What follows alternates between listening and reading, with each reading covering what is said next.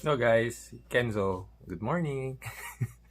so, so the last video, two guys requested for record studio recording. Okay, so I have an idea on how it runs, what kind of hardware, what kind of software, and all of that. But the thing is, I would rather ask somebody who's an expert on it. So I've actually asked a good friend, Mr. Chris. Okay, to give you a little bit of background, there's a lot of music that you hear on TV that he is a part of. So yeah, he's a real professional, like producer, music scorer, and all of that. He has a lot of knowledge that he can impart on this. So and also he is using hardware and software that you may or may not know about. But it's actually one of the industry standards on good recording, like good recording software and good recording hardware. So, without further ado, let's go to this part of the video. Hi, I'm Christopher Bonviaje. I'm a musical scorer, a guitar player, arranger, composer, sound engineer, session musician. I session guitar sa mga artists. I'm fortunate enough to be playing with the people I really care about and I believe in. Um, so I'm a customer and supporter of NOF guitars. As a matter of fact, this Ibanez that I am holding, this is an RG 1820X. It's a mid 2000 model, I think 2004, 2005 or something. I use this for my session work primarily because it has a piezo system. So, yun, meron siyang tunog acoustic. Kenzo made me a specialized pickup to match the neck pickup that I have. It's a Seymour Duncan Jazz. It's custom. If you look closely, it's gold as opposed with the gold frets that my good friend Miko of Papi's Guitar always making one hell of a refret. So all of my guitars are done by these two amazing people, si Kenzo and si Miko. So the pickup that this bridge pickup that Kenzo designed for this guitar really sounds awesome. But that's beside the point. The point why I'm making this video is he asked me to share some studio tips. So I'm here to share whatever nugget of knowledge that I can share to his followers sa mga nanonood ng videos na to. So I'll try to break down how I record my electric guitars for my various projects and TV scores, and as well as an acoustic. So before anything else, I would like to say that I'm a user of this platform, yung Universal Audio. So a big shout out as well to the supplier of Universal Audio in the Philippines, si Miguel Tanton of Dream Audio. So nandito yung logo nila. You can check them out on Facebook and Instagram. Thank you so much, Miguel, sa tiwala for the Universal Audio, for always providing me with everything that I need sa Universal Audio. So big thank you sa partnership natin. Salamat. Ano ba yung Universal Audio? So Universal Audio is a company that has been around since the early 60s pa. I'm not completely sure, but their founder is called Bill Putnam. Is a man named Bill Putnam. So siya yung recording engineer na nag-invent ng recording console, yung mixer. So before pa mixer ang tawag sa kanya or before pa recording console, si Bill Putnam naman naka-invent nun. So yun yung mga consoles na ginamit ni Nat King Cole, ni Frank Sinatra sa kanilang mga early recordings. So with that in mind, makikita mo that the company itself is really at the forefront of recording. Kumbaga, lahat ng mga well-known hardwares, Universal Audio ang gumawa nun. They were known for the 1176 and LA2A compressors.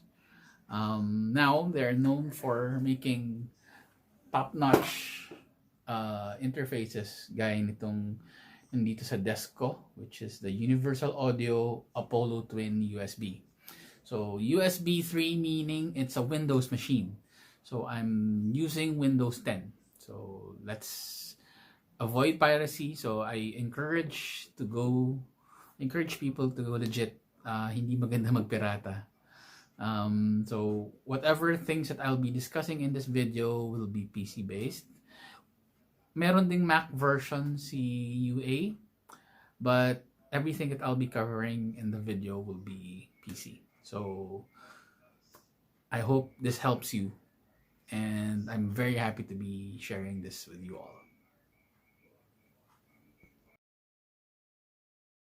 Okay, so ito yung pinaka brains ng setup ko. So all my audio is routed through this little silver box. It's called the Universal Audio Apollo Twin USB. So this is a USB 3 audio interface. So sa mga nagtatanong what an audio interface is, it's basically a box or a rack that handles everything that you do in audio. Basically, kaya naman siya ng computer mo, but an audio interface is a specialized device to process audio, because if you run your audio through your machine alone, it's very tasking, meaning mahihirapan yung makina mo because syempre pinapaandar niya yung buong computer mo, tapos nagpa-process pa siya ng audio, so nagkakaroon ka ng latency. Although alam ko with the advances of Windows, kasi Windows tayo, although it's the same with Mac, but I think correct me if I'm wrong, but I think Mac has done this way before, that they can handle audio nicely even without an audio interface. I can answer later why audio interfaces are being used, but in essence, ang audio interface process is a specialized device that processes all your audio. It has what we call audio to digital converters, so analog to digital and digital to analog converters. Yung kasama sa mga PC natin doesn't have good audio converters, so that alone is enough reason for you to use a specialized audio interface. So syempre, ang setup natin from the audio interface to the computer, so it's USB 3. So if you can see, blue yung cable, because di ba ang color coding natin ng USB 3 is blue. And I have outputs here connected to my Mackie speakers, so Mackie Studio monitors. Big shout out kay Sir Mario Benipayo for the Mackie speakers. So you might want to look it up, Forerunner Technologies, if you have any inquiries about the Mackie. Disclaimer as well, they are not paying me to endorse their products. I'm just having a good relationship with these people, so big shout out to them. So like I said, I work specifically, I represent Universal Audio, so this is going to be the gist of what I'm going to be telling you and sharing with everyone today. So how Universal Audio works in my setup. Okay, so ito na how I record guitars. So medyo shaky lang yung camera, but take a look. So yung guitar ko, plugged it. So this is my guitar. It's a Fernandes Lawsuit Strat, set up by none other than our friend Kenzo. So guitar straight to the audio interface. So this is channel 1. Okay? So channel 1. If you notice, may pumapalo na audio. Ngayon, what I do is I use virtual amps. So plugins, sa madaling salita. My current favorite right now is the Pete Thorne, the Universal Audio PT100 amp. So that's like my go-to amp these days. So ito yung tunog niya.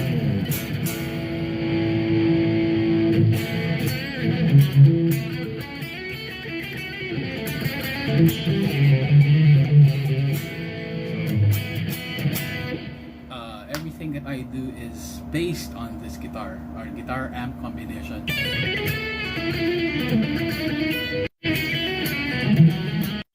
At yan, so I'm not sure if you're hearing a good audio, but for me, I'm very happy with that sound.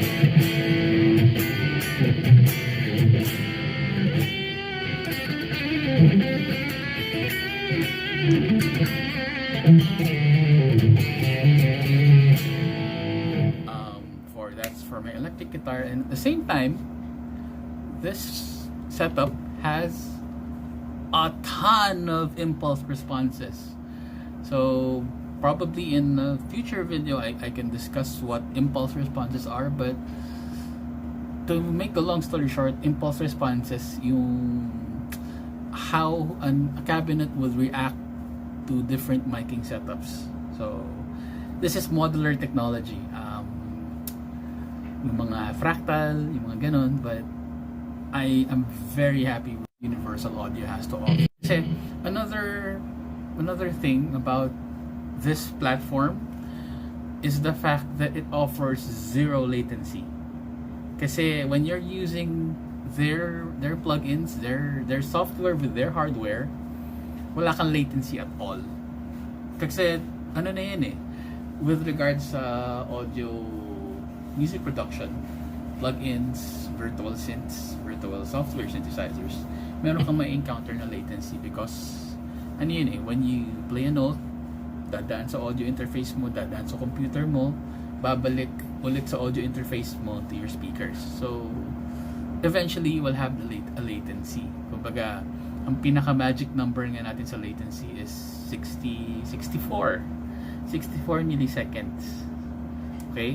As opposed sa pag naka-hardware ka, meaning kapag sinaksak mo yung guitar mo straight to the interface, halimbawa meron kang amp tapos ima-mic mo siya, ang katumbas ng setup na yon is 4 milliseconds ang latency yata ng hardware. I'm thinking about these units on top of my head, but at the same time, so yun. Ako, I'm very happy with this because wala kang latency at all. It's the same as the hardware. Parehong-pareho siya ng hardware. You can look at the website of Universal Audio and you would see how they connected the hardware and the plug-in. Walang pinagkakaiba. Sa tenga ko, walang pinagkakaiba. Yung pakiramdam is the same. That's the premium that you're paying for this platform. Now, so balik tayo. So yun yung app ko. I'm not sure if the reverb and delay is coming in, but meron akong ginagamit na delay. So ito yung delay ko, yung Chord SD3000, the same delay that the Edge was using. And meron din akong plate reverb. So ganyan ang setup ko. So ngayon, meron na akong guitar input. I go straight to my DAW, my digital audio workstation. So ito yan. Okay, so this is my setup right now.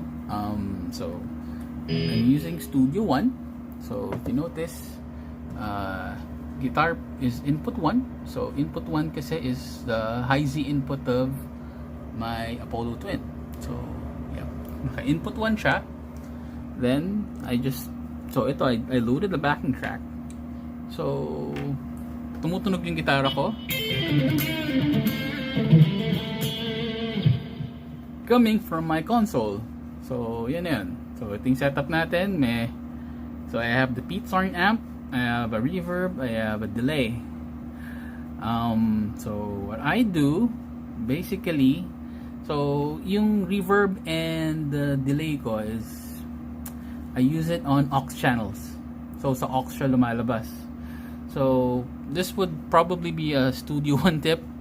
It can fall into that category. But so if kailangan kong gumawa ng tracks, stereo tracks for the aux channels. So I'll make 2 stereo tracks for my aux.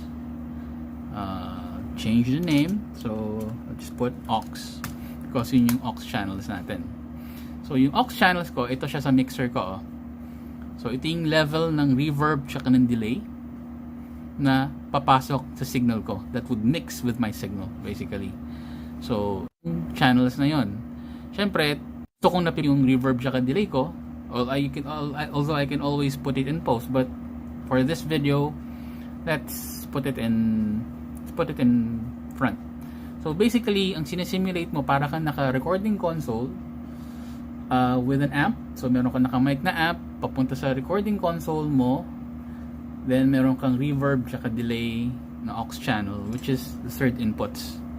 And I just load a backing track and I play with it. Parang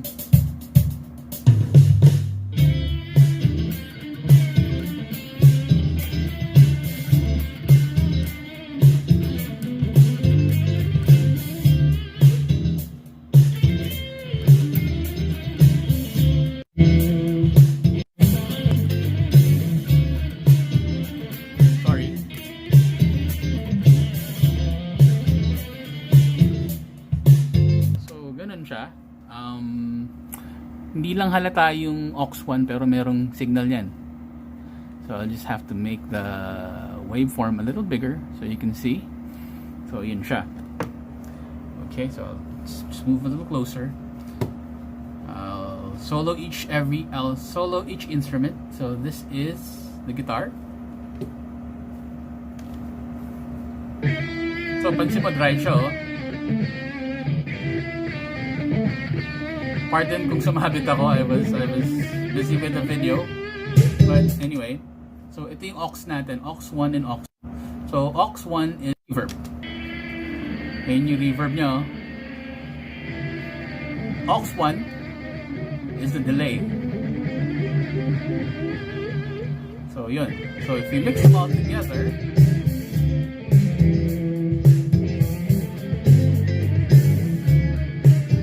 sorry, sumabit.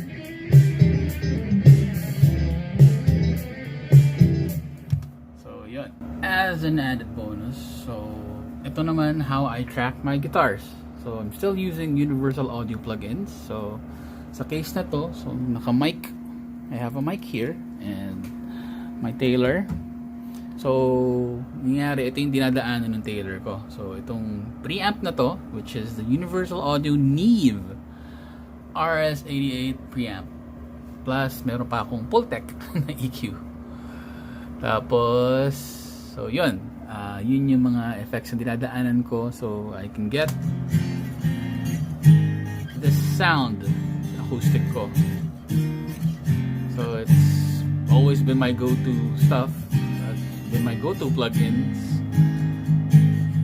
So yun siya. Okay, now ano yung I'll try to twist the camera and discuss it. Okay, so to wrap things up, ano yung advantage itong platform na to, ng UA? Well, for me, sobrang seamless kasi ng integration ng software tsaka ng hardware. Kumbaga, there's a certain premium to be paid for this for the system because it's really one of the best. I'm not belaboring all the other makers. This is my opinion, of course. Kasi buong kabuhayan ko nakaasa sa kanila. Kasi that's how much I believe in the system. Kasi para sa akin, I grew up with those compressors, yung 1176, yung SSL. Teenager pa lang ako, maliit pa lang ako, nakikita ko yung SSL na yun sa Pink Noise na si Wildgrass na ngayon. So, SSL yun. So, pag pumupunta ako dun, pag meron ako mga projects na ginagawa, hindi pwede hindi ko masilayan or picturean yung SSL na yun because that's the granddaddy of all recording consoles yung SSL. And yung tunog niya is still world class. Ang ganda talaga. So, having worked with the real thing and the software, wala siyang pinagkakaiba eh. It's really the same. Kasi, another thing about UA is meron silang relationship with the hardware manufacturers like SSL, si Marshall. Halimbawa kay Marshall, si UA, meron silang Marshall na emulation ng amp nung Marshall yung Plexi. I'll show it. So, meron silang Plexi. Ito.